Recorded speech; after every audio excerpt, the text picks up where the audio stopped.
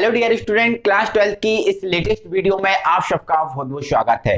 तो dear student, आज की जो वीडियो है, आज की वीडियो में हम कुछ क्या होता वाले क्वेश्चंस पढ़ने वाले हैं। क्या होता वाले क्वेश्चंस में हम ये पढ़ेंगे कि जो संक्रमण तत्व होते हैं, संक्रमण तत्व अनुचुंबकीय गुण प्रदर्शित करते हैं। क्यों? अनुचुंबकीय का मतलब चुंबक की ओर आकर्षित होना। अनुचुंबकीय का मतलब क्या होता है बेटा? चुंबक की ओर आकर्षित होना। तो ये जो संक्रमण तत्व है बेटा, तो ये संक्रमण तत्व चुंबक की ओर आकर्षित होते हैं। क्यों?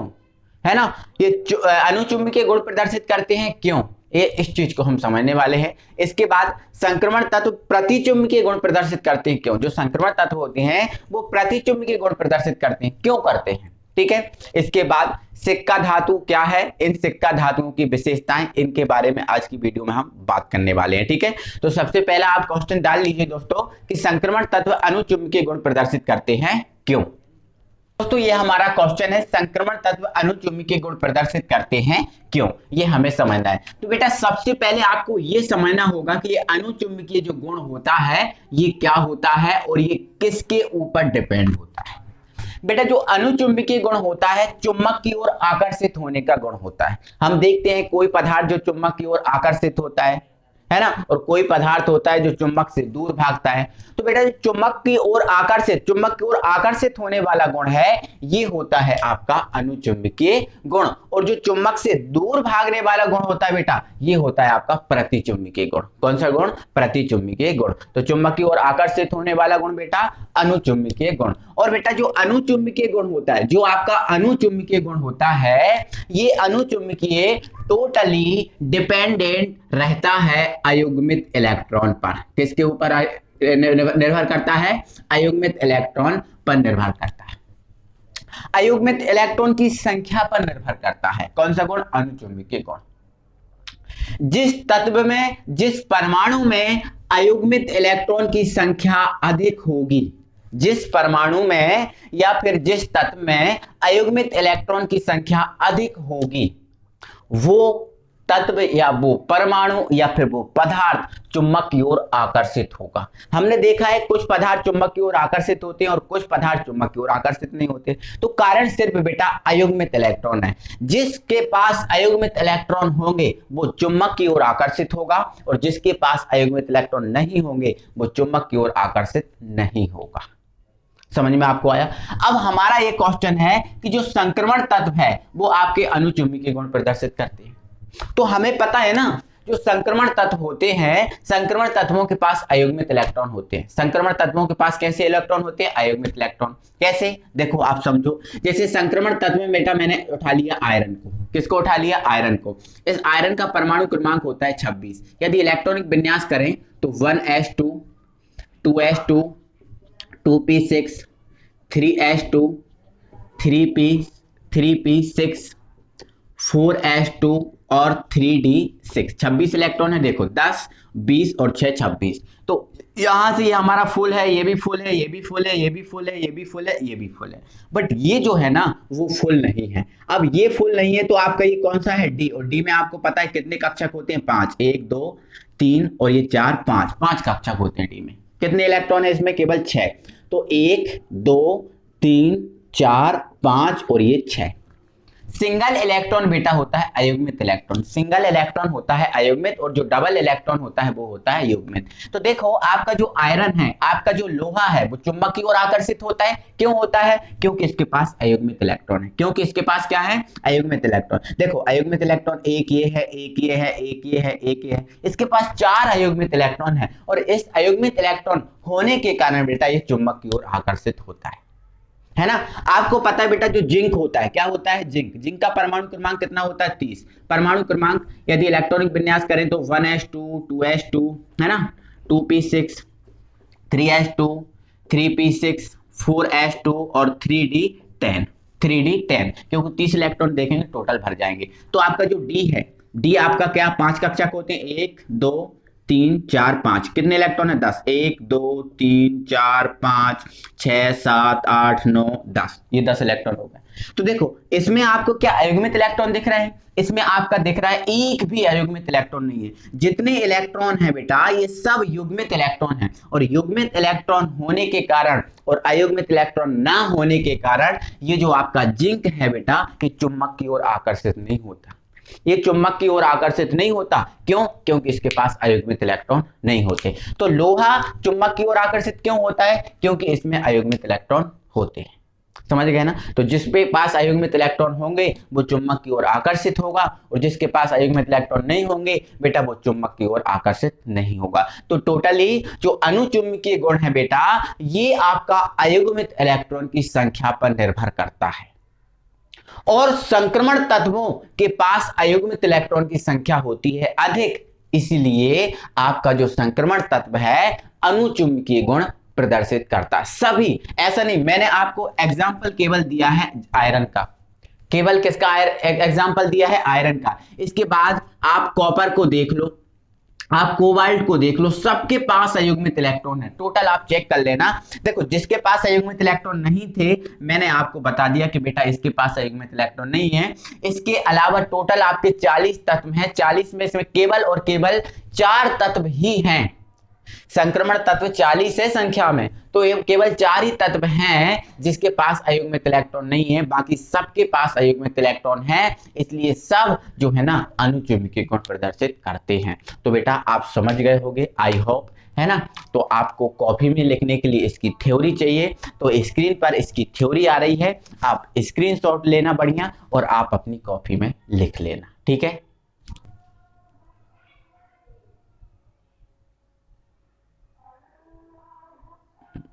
अब बेटा हमारा जो अगला क्वेश्चन आया है क्वेश्चन नंबर 2 कि संक्रमण तत्व प्रतिचुंबकीय गुण प्रदर्शित करते हैं क्यों? अब ये प्रतिचुंबकीय क्या होता है? बेटा हमने अनुचुंबकीय समझा था, तो अनुचुंबकीय क्या था? चुंबक की ओर आकर्षित होना। और जो प्रतिचुंबकीय होता है ये जो होता है चुंबक से दूर भागना। जो चुंबक से दूर भागे उस गुण को हम बोलते हैं प्रतिचुंबकीय गुण, है ना? हमने देखा था जो अनुचुंबकीय गुण था ये किसके ऊपर डिपेंड कर रहा था? अयुग्मित इलेक्ट्रॉन की संख्या पर, अयुग्मित इलेक्ट्रॉन की संख्या पर। तो आपका बेटा जो प्रतिचुंबकीय गुण होता है ये जो आपका डिपेंड करता है युग्मित इलेक्ट्रॉन की संख्या पर, युग्मित इलेक्ट्रॉन की संख्या पर। यदि युग्मित इलेक्ट्रॉन की संख्या अधिक है तो वो पदार्थ आपका कैसा होगा? वो पदार्थ आपका कैसा होगा?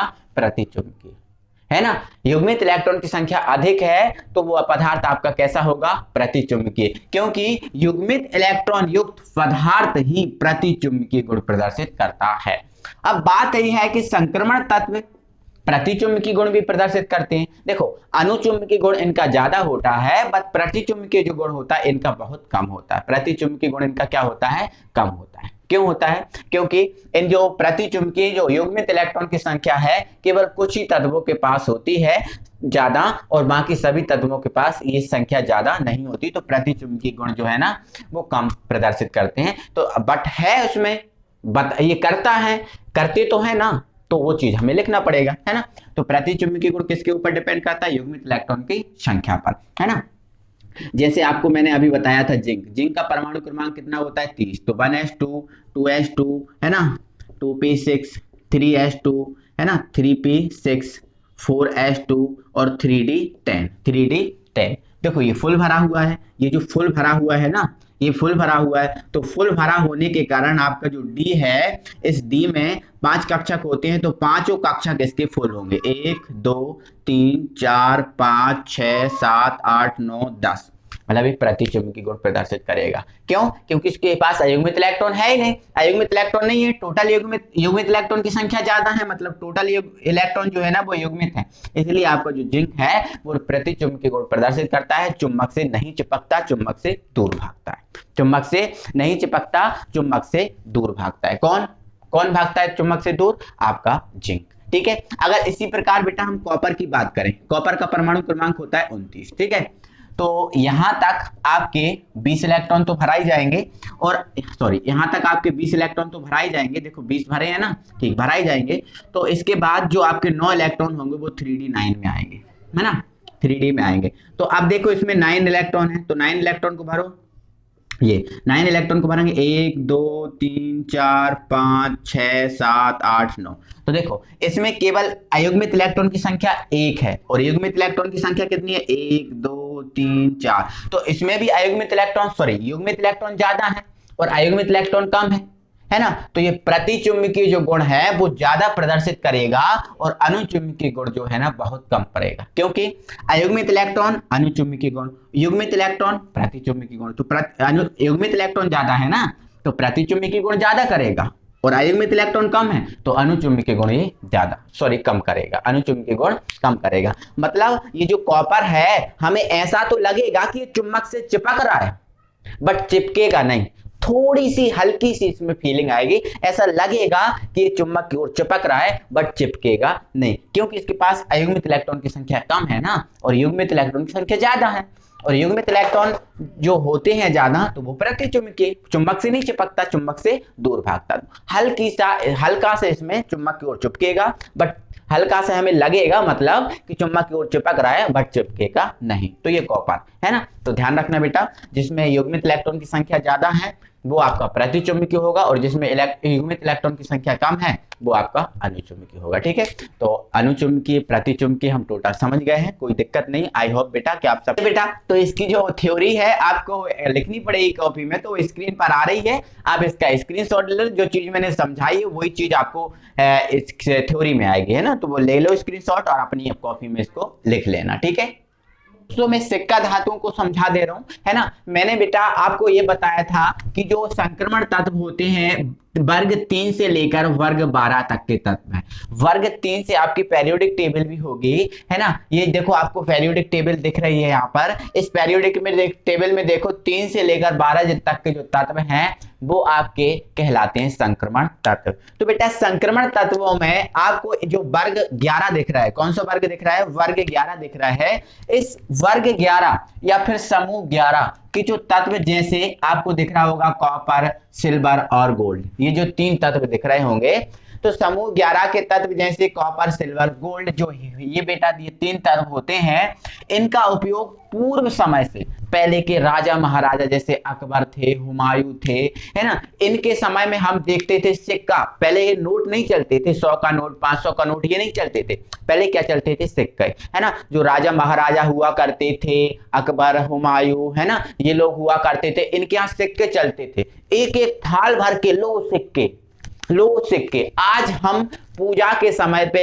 एक सिक्का नहीं खरीद पाते, पहले इतने सिक्के चलते थे। पुराने समय से ही बेटा जो कॉपर, सिल्वर और जो गोल्ड है, इनका पुराने समय से ही सिक्का बनाने में यूज हो रहा है। पुराने समय से इन 3 धातुओं को सिक्का बनाने में यूज हो रहा है। इस कारण जो समूह 11 के तत्व जो कॉपर, सिल्वर, गोल्ड होते हैं, इसीलिए जो कॉपर, सिल्वर, गोल्ड होते हैं इन्हें बेटा हम सिक्का धातु कहते हैं। तो ध्यान रखना है कि समूह 11 के तत्व जैसे कॉपर, सिल्वर, गोल्ड, समूह 11 के तत्व जैसे कॉपर, सिल्वर, गोल्ड का पूर्व समय से सिक्का बनाने में उपयोग किया जाता है, इसलिए बेटा हम इन्हें क्या बोलते हैं, सिक्का धातु बोलते हैं। तो ये तो हमारा सिक्का धातु, और आज भी बेटा हम सिक्का बनाने में इनका यूज कर रहे हैं। जैसे सिल्वर, चांदी, सिल्वर मतलब चांदी। हमारे घर में दीपावली की पूजा होती है, तो आप खुद ने देखा होगा कि हर घर में पूजा की थाली में एक चांदी का सिक्का रखा होगा। वो आपकी क्षमता के ऊपर डिपेंड करता है, कोई सोने का सिक्का भी खरीद सकता है, कोई चांदी का।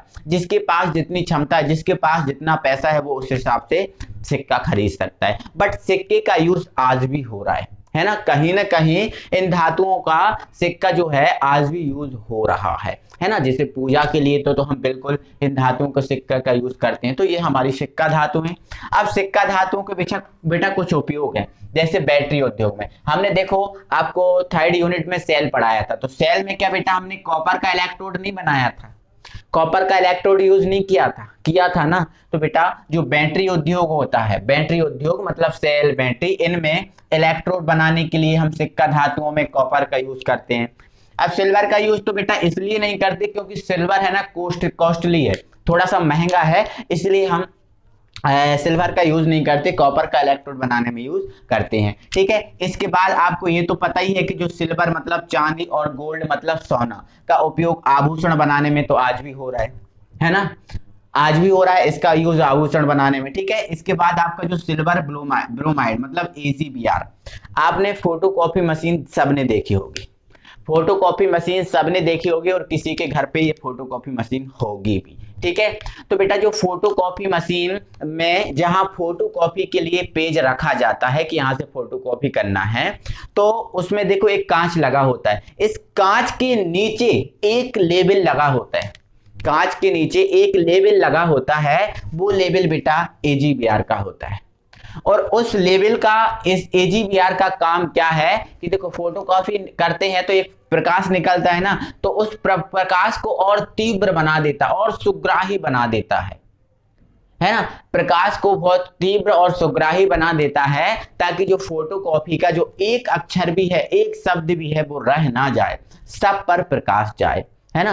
तो जो सिल्वर ब्रोमाइड है AgBr, इसका उपयोग फोटोकॉपी, है ना, फोटोकॉपी में किया जाता है, फोटोग्राफी मशीन में, ठीक है। चलो, और कुछ विशेष उद्देश्यों के लिए, कुछ विशेष उद्देश्यों से मतलब जैसे पूजा में, दीपावली की पूजा में हम सिक्के का यूज करते हैं, तो पूजा से, विशेष उद्देश्य से मतलब क्या है इसका, पूजा। तो बेटा ये हमारा सिक्का धातु हुआ, है ना, इसके उपयोग हुए। आई होप बेटा कि आपको समझ में आ गए होंगे, मजा आया होगा। और आज हमने इस D एंड F ब्लॉक को फिनिश किया।